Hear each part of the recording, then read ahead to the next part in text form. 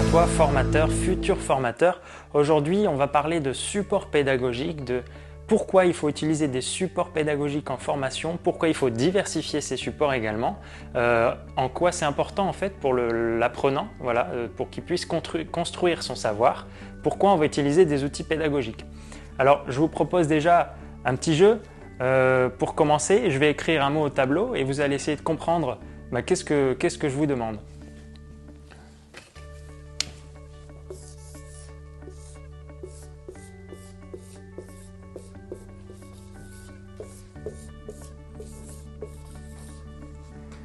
Attention.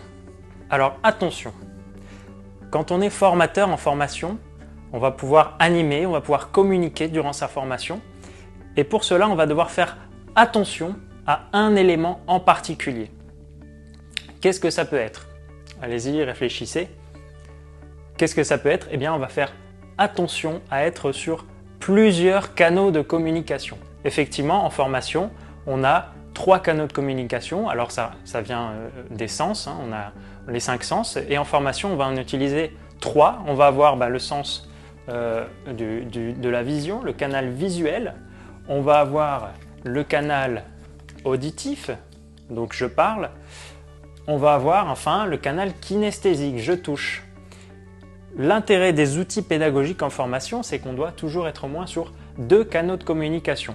Pourquoi? Eh bien parce qu'un formateur, il doit pouvoir communiquer à la fois sur le canal de chacun de ses participants. Il faut savoir que les participants, les personnes, en règle générale, ont un canal prédominant par lequel ils retiennent le mieux. Et donc, on va avoir des gens qui sont plutôt visuels, ça c'est mon cas par exemple.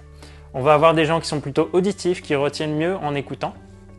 Et enfin, des gens qui ont une mémoire kinesthésique, donc qui retiennent en touchant, en faisant.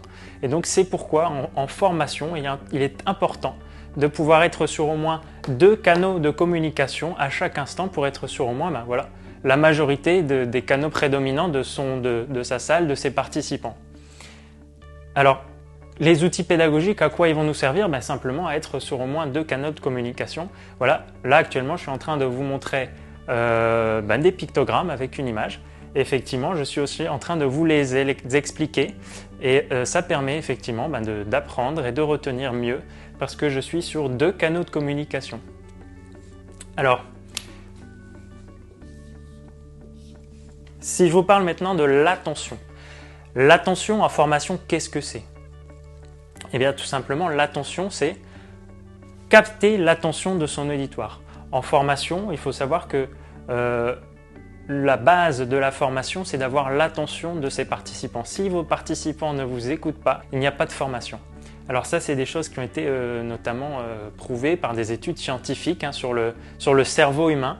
Donc les neurosciences, voilà, il faut savoir que capter l'attention en formation, ça va être utiliser notamment des outils pédagogiques qui sont illustrés, visuels, colorés. Alors un exemple d'outil, par exemple ce pictogramme aimanté, qui fait partie de différents icomagnettes que l'on peut utiliser, que l'on peut proposer dans nos outils de formation aux éditions iconographiques. Cet outil, par exemple, supprimer le danger, qu'est-ce qu'on a mis? On a mis un danger, qu'on a mis une croix dessus pour expliquer. Visuellement, on comprend qu'on vient supprimer un danger.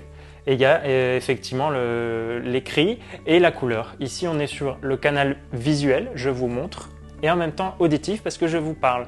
Et on pourrait éventuellement imaginer un jeu où on pourrait demander aux participants d'aller poser directement le pictogramme aimanté sur, par exemple, un système de logigramme où on pourrait avoir toute une procédure de conduite à tenir et on demanderait aux participants d'aller poser eux-mêmes. Et donc on serait sur le canal kinesthésique, on serait sur les 3 canaux de communication et là c'est vraiment l'idéal pour l'apprentissage du participant. Une fois qu'on a dit ça, on va pouvoir passer à la deuxième étape de notre pyramide. Qu'est-ce que c'est la deuxième étape pour qu'un adulte puisse apprendre en formation? C'est de comprendre. Votre rôle en tant que formateur, c'est de faire comprendre pourquoi on fait tel ou tel geste, pourquoi on réalise telle ou telle procédure de secours, procédure d'urgence, parce qu'un adulte a besoin de comprendre pour retenir. Si vous lui dites simplement « fais ça » sans lui expliquer pourquoi et l'intérêt de faire tel ou tel geste, il ne va pas retenir. Il a besoin de comprendre. Et ça, c'est très important. Et c'est avec les outils pédagogiques qu'on va pouvoir faire comprendre. Ensuite, eh bien, effectivement, l'apprenant va pouvoir apprendre et assimiler les connaissances. Et pour terminer donc notre pyramide, quelle est la chose la plus importante, je dirais, le but à atteindre dans une formation quand on a des personnes devant nous qu'on veut former? Eh bien, qu'est-ce qu'on veut? Eh bien, c'est qu'ils mémorisent.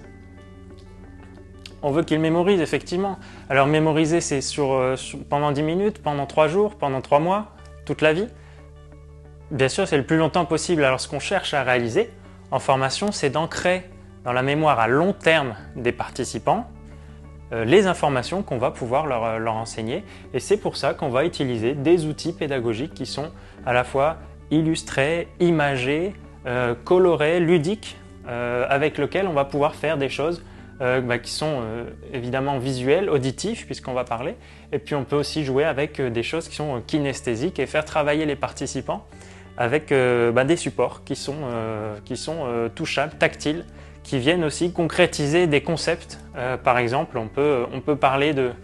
Ici, si on parle d'un icomagnet qu'on a réalisé qui est sur l'aspect émotionnel d'une action de secours, donc c'est l'icomagnet stress. Ici, on a pu réaliser un pictogramme où on est venu concrétiser, voilà, c'est un geste où on peut dire, avant une action de secours, on va venir prendre une respiration pour pouvoir réduire le stress et agir face à cette action de secours en tant que sauveteur. Donc vous, en tant que formateur, c'est important de faire passer des messages. Mais comment on fait passer les messages?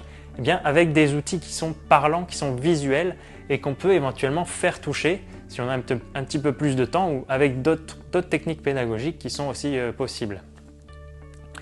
Donc voilà, il faut savoir que les outils pédagogiques, c'est important d'utiliser en formation, notamment si vous faites des formations hybrides, ce qu'on appelle la formation mixte, présentielle et distancielle. Si vous faites de la formation d'abord avec un e-learning, où on va avoir toute la partie des savoirs que le participant va pouvoir acquérir avant la formation, une fois en formation, c'est important de pouvoir utiliser des outils qui sont concrets, qui sont tactiles, qu'on va pouvoir mettre en œuvre et faire participer les participants. Comme leur nom l'indique, effectivement. Ce qu'on veut, c'est que les participants soient acteurs de leur formation, et quoi de mieux qu'un support qu'on peut utiliser en groupe en faisant des techniques, des jeux pédagogiques, différentes façons de former. C'est tout pour cette vidéo sur les supports pédagogiques. J'espère que ça vous a un petit peu éclairé sur l'intérêt d'utiliser des supports pédagogiques, des outils. Notamment, ici on a les icomagnettes, différents icomagnettes, on a aussi le chevalet pédagogique, on a les logographes, les visiographes, et puis bien sûr on a aussi la clé USB qui est un élément important de la formation, où on va avoir toute la formation qui va être vraiment un fil rouge en fait de la formation qu'on va pouvoir utiliser entre d'autres outils pour rendre la formation ludique, intéressante, et encore une fois essayer d'être sur tous les canaux de communication à la fois, au moins sur 2, pour être compris par son auditoire.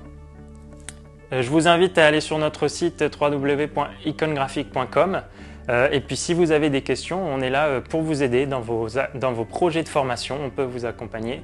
Donc n'hésitez pas, c'était Geoffrey Avenin pour les éditions Icon Graphique. Merci à vous.